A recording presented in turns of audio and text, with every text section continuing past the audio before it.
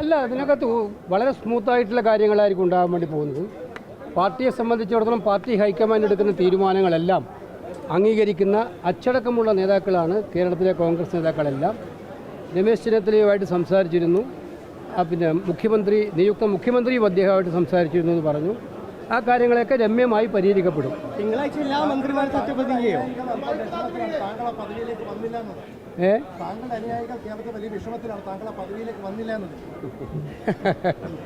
ഞാൻ ഇന്നലെ അതെല്ലാം പറഞ്ഞെന്നില്ലേ നിങ്ങളോട്?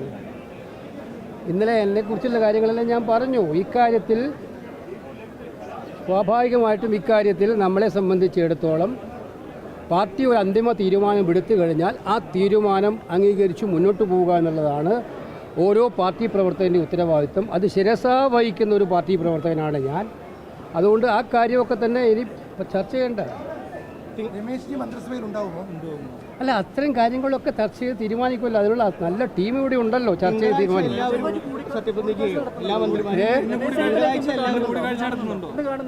ഇല്ല, ഞാൻ ഇതുമായി ബന്ധപ്പെട്ട് ആരെയൊക്കെ കാണണമെന്നൊന്നും തീരുമാനിച്ചിട്ടില്ല. അതൊക്കെ വൈകിയ തീരുമാനം. തിങ്കളാഴ്ച എല്ലാവരും സത്യപ്രതിജ്ഞ ചെയ്യോ? ആ ഒരു രീതിയിലേക്കാണ് പോകുന്നത്. അല്ല, അത്തരം കാര്യങ്ങൾ നിയുക്ത മുഖ്യമന്ത്രിയും KPC പ്രസിഡന്റ് ഇവിടെ ഉണ്ട്. അവരുടെ ആളുകളൊക്കെ ആയിട്ട് തീരുമാനിക്കും. ഹൈക്കമാൻഡിൻ്റെ ഭാഗത്ത് എന്തെങ്കിലും കാര്യങ്ങളുണ്ടെങ്കിൽ അന്നേരം അത്തരം കാര്യങ്ങൾ സംസാരിക്കും. നിങ്ങൾക്ക് ഇതുവരെ ഒരുപാട് പിച്ച് ചീന്തിയില്ലേ? മതിയായില്ലേ? ഇനി ബാക്കിയൊന്നും ഇല്ലല്ലോ. പിച്ച് ചീന്താൻ പറ്റുന്ന മുഴുവൻ ചീന്തി കഴിഞ്ഞില്ലേ? അല്ല, അതാ ഞാൻ പറഞ്ഞത്. ഇനിയെങ്കിലും ഇവിടെ ഒരു ഗവൺമെൻറ് വന്നു, നല്ലൊരു ഗവൺമെൻറ്, ജനങ്ങൾക്കാണെങ്കിൽ നല്ല പ്രതീക്ഷ. ആ പ്രതീക്ഷകൾക്കനുസരിച്ച് ഗവൺമെൻറ്റിന് പോകാൻ അവസരം കൊടുക്കുക, മറ്റ് വിവാദങ്ങളിലേക്ക് തൽക്കാലം പോകാതിരിക്കുക. ഞാൻ ഇന്നലെയൊക്കെ വീണ്ടും കണ്ടുകൊണ്ടിരിക്കുകയാണ് KC പക്ഷം. ഇവിടെ അങ്ങനത്തെ പക്ഷമൊന്നും വേണ്ട. നല്ല മന്ത്രിമാരുണ്ടാകും. കേപ്പബിളായിട്ടുള്ള കോൺഗ്രസിൻ്റെ ഏറ്റവും കേപ്പബിളായിട്ടുള്ള MLA-മാരാണ് ജയിച്ചു വന്നിരിക്കുന്നത്. അതിന് കേപ്പബിലിറ്റി നോക്കി, അർഹത നോക്കി, മാനദണ്ഡങ്ങൾ നോക്കി നല്ല മന്ത്രിമാരുണ്ടാകും. അവർ കേരളത്തിലെ ജനങ്ങളുടെ പ്രതീക്ഷകൾക്കനുസരിച്ച് മുന്നോട്ട് പോകും. ആ പ്രതീക്ഷയാണ് ഇനി നമ്മൾ വെച്ച് പുലർത്തേണ്ടത്. ആ പ്രതീക്ഷയ്ക്കുള്ള പിന്തുണയാണ് നമ്മൾ ഈ ഗവൺമെൻറ്റിന് കൊടുക്കേണ്ടത്. അതിൽ ഞങ്ങളെല്ലാം പ്രതിജ്ഞാബദ്ധമാണ്.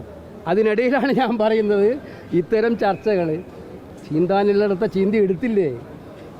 ഇനിയും വേണോ? അല്ല, അങ്ങനെയല്ല. നിങ്ങൾക്ക് അങ്ങനെ തോന്നുന്നതാണ്. KPC president KC പക്ഷമാണോ? കേരളത്തിലെ കോൺഗ്രസിൻ്റെ പ്രസിഡൻ്റല്ലേ? അപ്പം നമ്മളെ സംബന്ധിച്ചോളം നിങ്ങൾ മനസ്സിലാക്കേണ്ടത്, ഞങ്ങളുടെ പാർട്ടിക്ക് നല്ല സൗന്ദര്യമുള്ള പാർട്ടിയാണ്. അഭിപ്രായ വ്യത്യാസങ്ങളൊക്കെ ഉണ്ടാവും. അതുകൊണ്ട് എനിക്ക് നിങ്ങളോട് പറയാനുള്ളത്, ഇത് നമ്മളിവിടെ അവസാനിപ്പിക്കുക, സർക്കാരിന് നല്ല പിന്തുണ കൊടുക്കുക. ഒരുപാട് പ്രശ്നങ്ങൾ പരിഹരിച്ച് മുന്നോട്ട് പോകാനുണ്ട്. ജനങ്ങൾക്ക് പ്രതീക്ഷയുണ്ട്. അതനുസരിച്ച് സർക്കാർ മുന്നോട്ട് പോട്ടെ.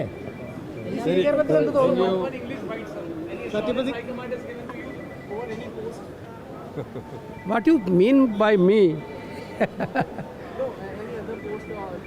No, you don't know about me, brother. Yesterday I told what was my utmost desire, die as a congressman.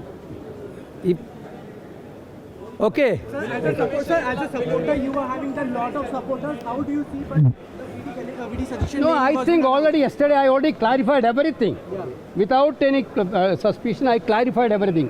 That's all. But sir, we Congress party will stand together. UDF will stand together. We will have to give a good governance to the people of Kerala. Also, we see that Ramesh Chennathala is also not happy with the decision which has been Everything will be okay. I told him. I told that. Everything.